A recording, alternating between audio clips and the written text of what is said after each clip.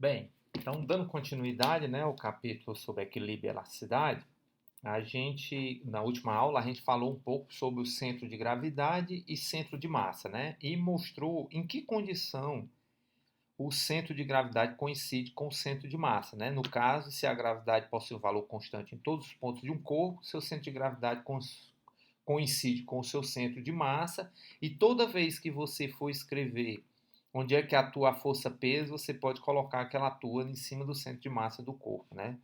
Tá certo? E o torque é o raio do centro de massa vezes vetorial o peso P para uma rotação em torno de um ponto O, né? Em torno de um ponto O, tá certo? No caso aqui a origem, tá certo?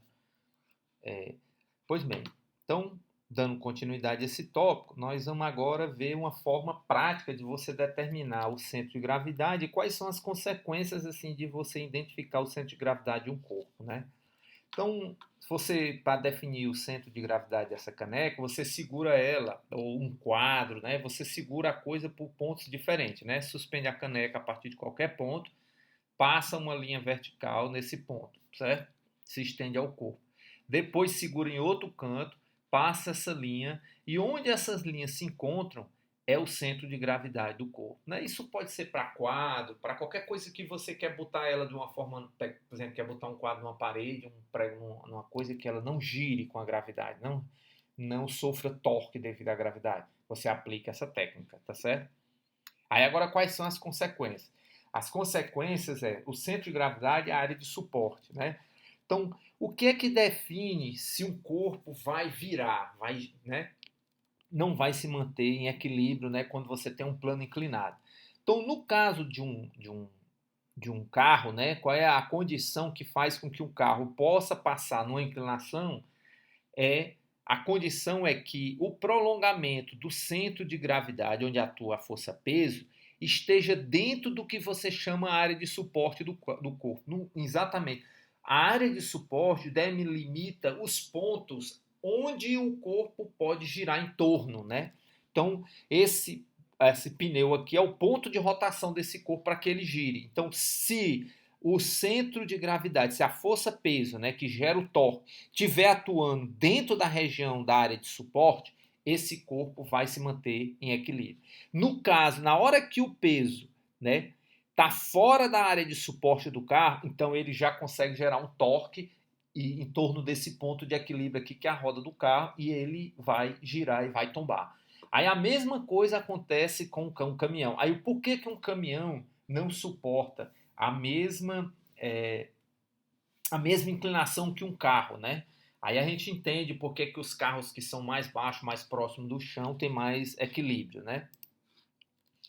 Então a gente vê o seguinte, que nesse caso, o caminhão, o centro de gravidade está mais alto, então é mais fácil o prolongamento dele ficar fora da área de suporte, né? Então quanto mais alto o centro de gravidade, menor a inclinação necessária para fazer o veículo tombar, né? Então esse é o caso do caminhão, o centro de gravidade está lá em cima, então é fácil a força-peso estar fora da área de suporte dele, né? Se está muito baixo, né? Se esse centro de gravidade vem mais para baixo, então certamente vai estar dentro da área de suporte, tá certo? Seria, vamos supor que fosse bem aqui nesse ponto do caminhão, então se está mais baixo, está mais próximo da área de suporte, então você consegue um equilíbrio para uma inclinação maior, tá certo?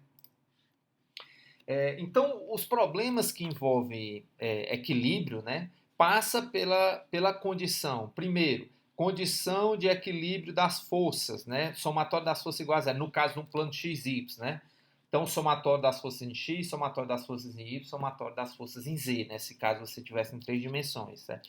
E a segunda condição de equilíbrio é que o torque, né, de Z, que é um torque causado no plano das forças atuando no plano XY, também seja igual a zero.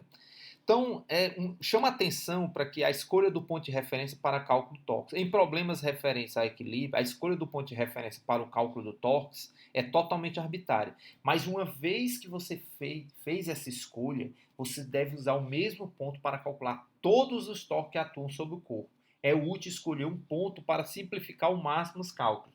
Então, antes de começar o problema, você tem que identificar qual é o melhor ponto de referência para que você aplique os torques no corpo. Porque a gente se lembra que os torques dependem com relação a que eixo você está escolhendo. Por isso que é importante a escolha desse eixo, tá certo?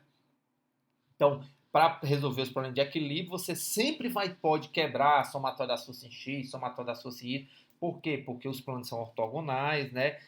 As forças são linearmente independentes nas suas componentes, e aí você não precisa, você pode quebrar essas forças em X e Y, né? E os torques. Aí aqui alguns problemas, né? Como problemas para que você aplique essa condição de equilíbrio. Situação real, né? Eu tenho um cara aqui aplicando uma prancha. Aí, importantíssimo você escrever o diagrama de corpo livre. Você saber onde é que as forças estão atuando. A normal está atuando aqui nos pés, está aqui. A força-peso está atuando no centro de gravidade do cara. E a normal dos braços está atuando aqui, né? Tá certo? Essas duas forças geram um torque. Você tem que calcular o torque com relação a que eixo, né? Ao ponto T. Então, ou ao ponto de gravidade. Então, você tem que saber exatamente com relação a que eixo, ao que o problema está pedindo, tá certo? Aí o centro de gravidade, se for relação ao ponto T, essa normal não realiza torque, porque ela está passando pelo eixo de rotação. Quem vai realizar torque é a força-peso e a normal, tá certo? Para que o corpo se mantenha em equilíbrio em torno do ponto aqui, que é o ponto de contato, tá certo? Esse é um caso real. Outro caso real, né?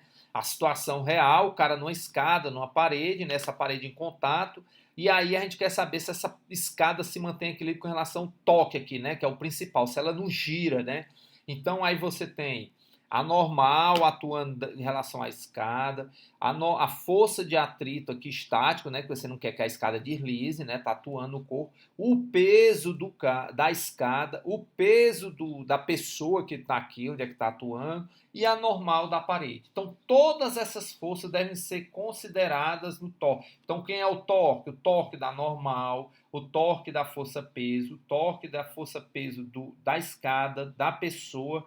Aí é a normal no ponto de rotação e a força de atrito não realizam torque. Por quê? Porque as duas estão atuando, o prolongamento delas passam pelo eixo de rotação. Quais são as forças que realizam torque? O peso do cara, o peso da escada e a normal. Tá certo? Então, somatório das forças igual a zero, somatório dos torques tem que ser igual a zero. Você aplica essa condição e resolve o seu problema. Aqui está um exemplo, né, que eu abri as equações, a mesma coisa, né? Situação real do cara segurando um halteres, né, e aplicando uma força, uma tensão para fazer o exercício, né? Aí está aqui a situação real, né? O peso, né, do cara, que é o braço do cidadão, o eixo de rotação, que é o cotovelo, e a tensão que o cara está aplicando. Aí eu quebro, veja que aqui eu faço aquela ideia da somatória das forças em X, somatória das forças em Y. Como? Eu decomponho essas forças. Aí a tensão que o cara está aplicando, TY, TX. A força, a normal, né? A normal no cotovelo, tem a normal em Y, né? E a normal em X, né? Que é o E aqui, tá certo? E o peso, que só atua na direção Y, né? Não dá para decompor. Então, aí eu faço Tx é T cosseno, Ty é T seno de θ. Aí os somatórios dos torques atuando em cima do ponto E, né? Quem são?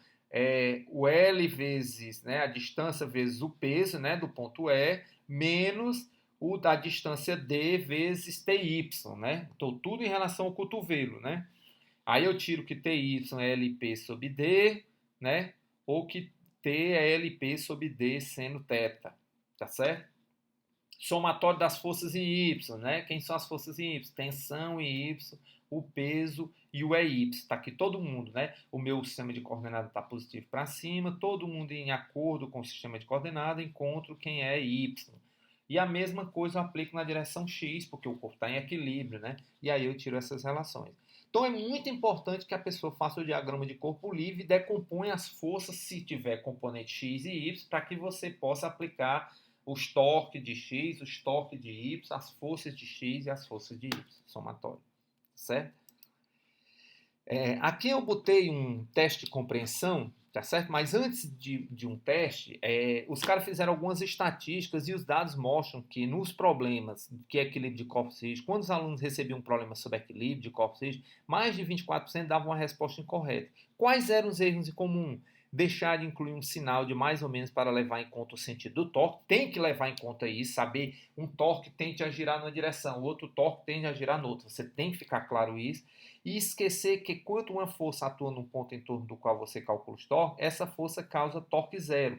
É aquela coisa de que, por exemplo, qual é o torque gerado pela essa componente X ou Y em torno do ponto de rotação? Zero. Não tem torque dessas forças. Tá certo? Você tem torque da força P em torno desse eixo, tem torque da tensão em torno desse eixo. Então, quando o prolongamento da força passa pelo eixo de rotação, o torque é nulo, tá certo? Então, isso é um erro bem comum.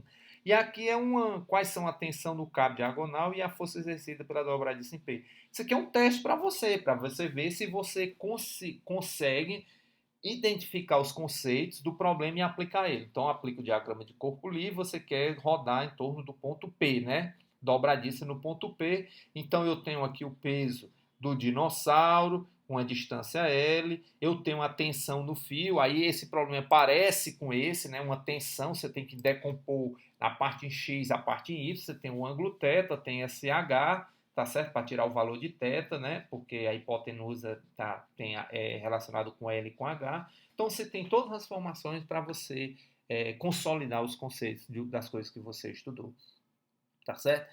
Então eu vou ficar por aqui e até uma próxima aula.